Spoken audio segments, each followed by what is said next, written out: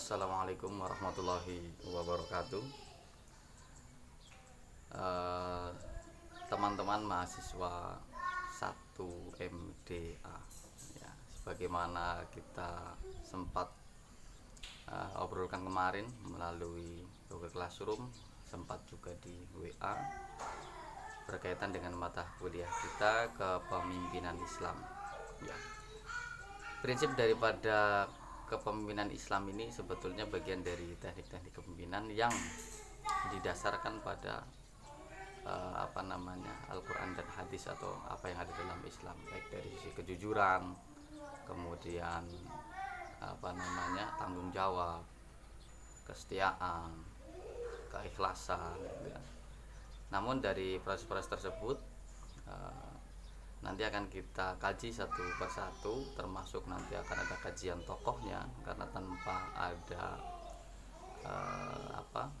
contoh yang konkret dari kepemimpinan tersebut, tentu saja ini hanya akan menjadi sebuah teori, padahal sebetulnya sudah berjalan cukup gamblang berdasarkan fakta sejarah.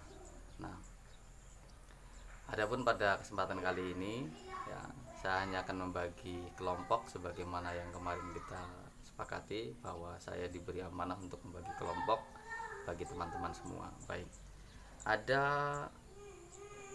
16 kali pertemuan, ya, kita, tetapi yang paling pokok adalah 14, karena 16 dua diantaranya adalah untuk UTS dan UAS.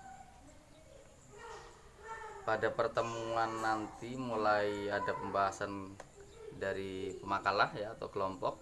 Yang pertama, kelompok 1 adalah Zainul Rizky Mubarok, kemudian Putri Nur Fauzia, Muhammad Nur Azizah Barapambudi, dan Anzila Salsabila.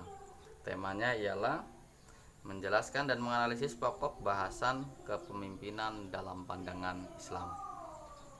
Kelompok 2 yaitu ada Oktaviatun Fingki Asih, Firda Nur Aini, dan Ulil Mismah, ya. Temanya ialah bagaimana menjadi seorang pemimpin yang baik, ya. Nanti ada tugas pemimpin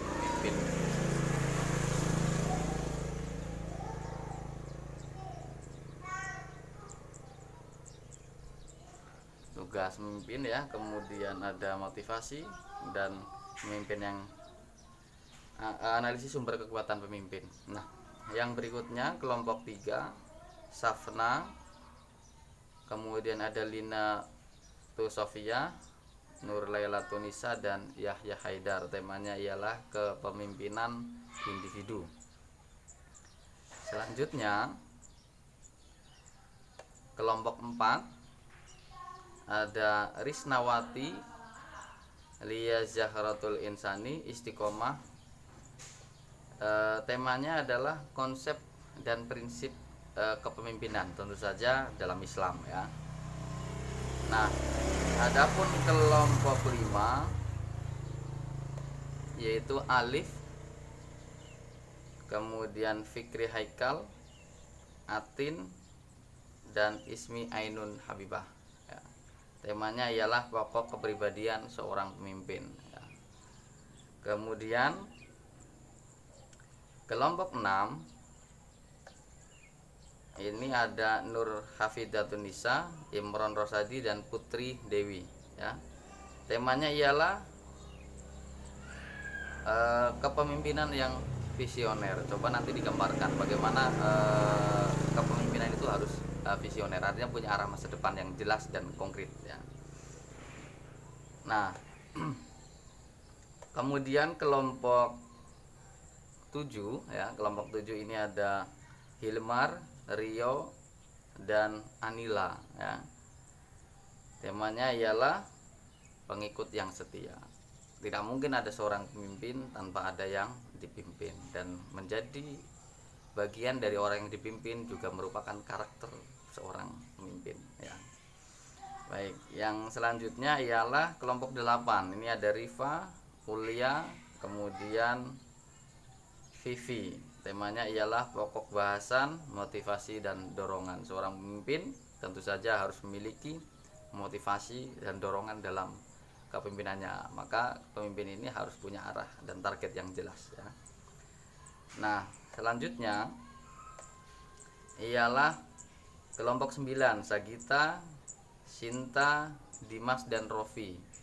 Temanya ialah 5 sifat pemimpin yang efektif dan 4 sifat pemimpin Islam. Anda mau menambahi juga boleh selama ada referensi yang mendukung ya. Kemudian kelompok 10 ada Muhammad, Khairuddin, kemudian ada Fahmi, ada Agis ya. Temanya ialah mencetak pemimpin masa depan. Penting bagi seorang pemimpin untuk kemudian melahirkan generasi kepemimpinan yang selanjutnya. Maka mencetak seorang pemimpin adalah tanggung jawab bagi seorang pemimpin itu sendiri untuk selanjutnya ya. Kemudian kelompok 11 ada Tri, Widya Filiani, Rismawati dan Khofifah. Temanya ialah wanita dan kepemimpinan. Nah, ini yang menarik nih, gender ya. Jadi kepemimpinan tidak hanya bicara tentang kaum laki-laki tapi juga perempuan, dan banyak contoh-contohnya yang nanti akan dijelaskan tentunya oleh kelompok tersebut ya, yaitu kelompok 11. Nah, selanjutnya kelompok 12, manajemen konflik dalam kepemimpinan ya. Peran penting dari seorang pemimpin satu diantaranya adalah mampu melihat berbagai macam problematika dan memanajenya menjadi sebuah kekuatan yang dapat menggerakkan basis massa atau mereka yang dipimpin, sehingga arah dan tujuannya akan tercapai secara bersama-sama, tidak hanya milik seorang pemimpin tapi juga mereka yang dipimpin. Nah, saya kira untuk pembagian kelompok ya demikian. Dan untuk yang selanjutnya perlu saya tegaskan, makalah akan dikumpulkan semuanya pada pertemuan ketiga, yaitu pada saat presentasi kelompok pertama atau kelompok 1. Jadi tidak ada pengumpulan pada saat akan presentasi ya. Ingat, 5 halaman tidak terkecuali dengan cover dan daftar isi, kemudian referensi paling tidak 5, baik buku maupun jurnal ya. Catatan untuk kutipan menggunakan footnote. Oke, saya kira cukup jelas untuk mengawali proses pembagian kelompok sekaligus beberapa tema pembahasannya. Dan bagi teman-teman yang barangkali nanti mengalami kesulitan untuk membuat makalah, tentu saja saya dengan senang hati akan membimbing Anda semua berkaitan dengan penulisan makalah tersebut. Tapi jangan lupa berikan yang terbaik, karena itu adalah karya pertama Anda dalam proses perkuliahan ini. Saya kira begitu, kurang lebihnya mohon maaf. Terima kasih. Wallahul muwaffiq ila aqwamit thoriq. Wassalamualaikum warahmatullahi wabarakatuh.